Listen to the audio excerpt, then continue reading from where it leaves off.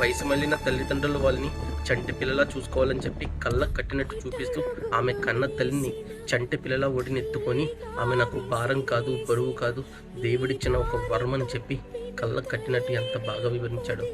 ఓ అన్న. నాయన బిడ్డగా నీ కడుపున